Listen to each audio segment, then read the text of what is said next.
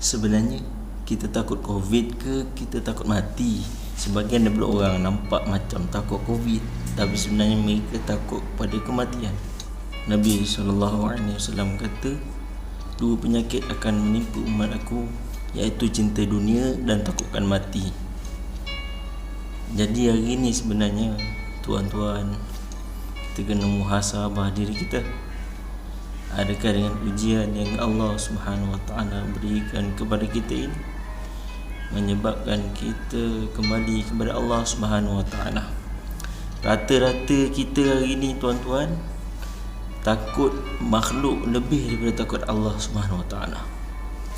Sifat takut kepada COVID, takut kepada virus, takut kepada penyakit, takut kepada binatang buas, ini satu lumrah tuan-tuan.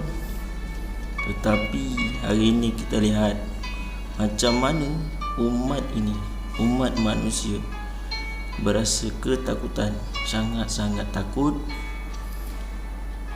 Tetapi ketakutannya kita lihat lebih kepada makhluk daripada Allah Subhanahu Wa Taala.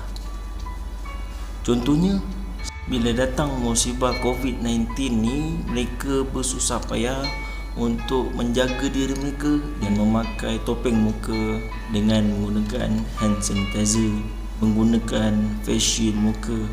Tuan-tuan, ini semua tak ada masalah untuk kita gunakan. Tetapi adakah ketakutan kita tu lebih daripada takutkan Allah Subhanahu Wa Taala? Pakai hand sanitizer tapi aurat tetap terbuka, aurat tidak ditutup, masih melakukan maksiat, keluar bersama teman lelaki, berpegangan tangan, face mask pakai, kan kerana takutkan virus. Tetapi kenapa kita tidak takutkan Allah Subhanahu Wa Taala dengan menjalankan SOP yang ditentukan oleh Allah Subhanahu Wa Taala daripada dulu lagi? Hari ini datang penyakit, doktor kata macam ni, doktor kata macam ni, kita buat. Tapi bila datang perintah Allah Subhanahu Wa Taala, kita tinggalkan. Bahkan kita dah tahu dah itu perintah Allah. Adakah kita takut makhluk lebih daripada takutkan Allah Subhanahu Wa Taala? Ini yang kita kena fikir, bagaimana iman kita. Hari ini kita balik semula kepada Allah Subhanahu Wa Taala.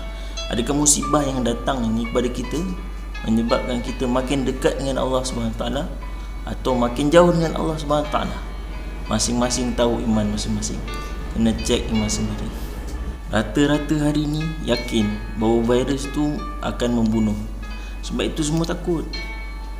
Bila media cakap macam ni, kita rasa takut.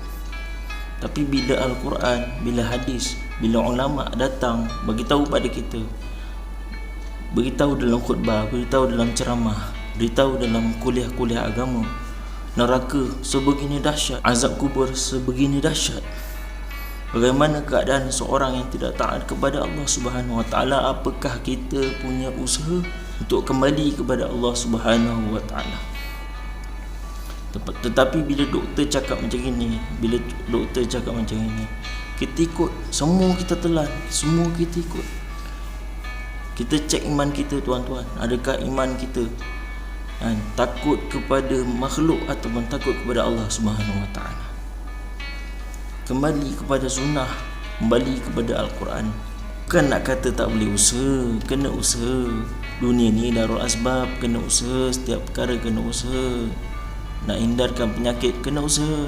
Jangan kita usaha saja tetapi kita tidak minta dengan Allah Subhanahu Wa Taala. Sedangkan Allah Subhanahu Wa Taala yang mendatangkan bencana ini, Allah yang datangkan bala ini, Allah yang datangkan musibah ini, dan Allah Subhanahu Wa Taala sajalah yang berhak, berkuasa untuk mengangkat musibah ini daripada kita semua. Jadi kita semua kena kembali kepada Allah Subhanahu Wa Taala.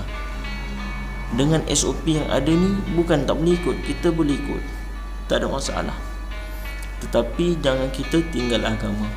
Bila kita ikut kata orang lain lebih daripada kata Nabi SAW, kita ceklah iman kita. Jangan pula kita tinggal agama, jangan kita tinggal nasihat daripada baginda Nabi SAW. kerana kata-katanya adalah daripada Allah Subhanahu Wa Taala sendiri, perbuatannya dengan perintah Allah Subhanahu Wa Taala.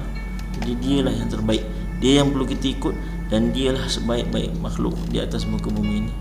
Jadi sebenarnya kita hari ini lebih pentingkan dunia daripada akhirat, sehingga cinta dunia masuk dalam hati kita. Bila cinta dunia masuk dalam hati kita, maka kita mula takut mati. Bila orang Islam cinta kepada dunia, Allah SWT akan cabut kehebatan Islam daripada hati-hati orang Islam. Ini yang kita takut. Jadi hari ini kita kembalilah kepada Al-Quran dan Sunnah Rasulullah SAW. Dalam khutbah kita selalu dengar apa? Taatlah kepada Allah, dan taatlah kepada Rasulullah, dan taatlah kepada ulil amri, yakni orang yang berkuasa di kalangan kamu. Jika kamu berbantah-bantah dan berselih-selihan dalam sesuatu perkara, maka kembalilah kepada kitabullah, yakni Al-Quran dan Sunnah Rasulnya. Jadi inilah kita kena buat hari ini. Jika kita berbantah-bantah dan berselisihan dalam suatu perkara, maka kembali kepada Al-Quran dan As-Sunnah Rasulullah SAW. Inilah zaman fitnah yang mana kita kena kembali kepada Allah Subhanahu Wa Taala. Semoga Allah Subhanahu Wa Taala memelihara kita daripada segala fitnah Dajjal, daripada fitnah dunia, daripada fitnah hidup dan fitnah mati.